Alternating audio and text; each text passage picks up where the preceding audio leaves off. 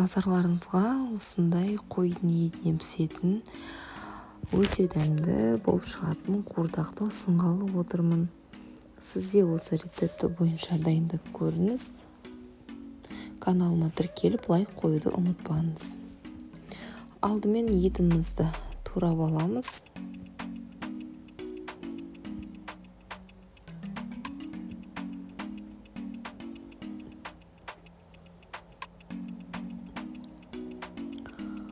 Қызып тұрған қазанымызға осылай құйрық майды кесіп, қазаныңызды майлап алсаңыз болады.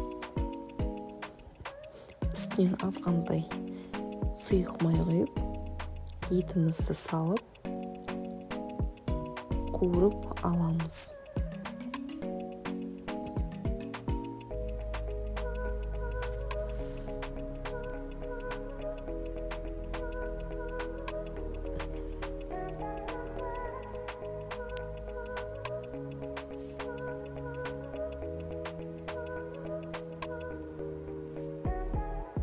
Қазанымыздың қақпағын жауып, бұқтырып, қуырып пісіріп аламыз.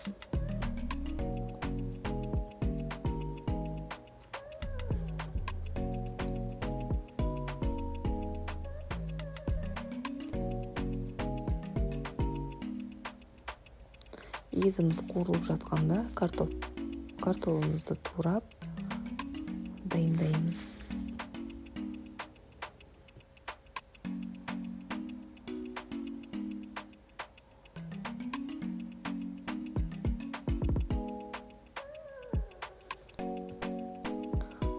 Қуырылған етімізге жуамызды қосып қуырып аламыз.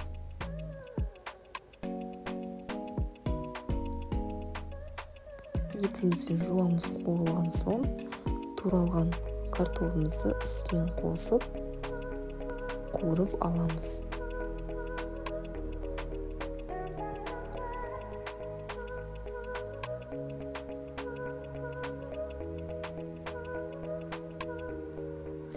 Азғантай тұз қосасыз, бұрыш қоссаңыз да болады. Қазанның қақпағын бетін жауып, бұқтырып пісіріп аламыз.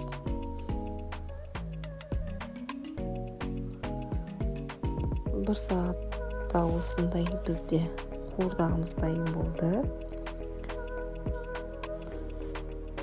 Осылай үлкен ыдысқа салып ұсынсаңыз болады. Ас болсын. Каналыма тіркеліп лайк қоюды ұмытпаңыз.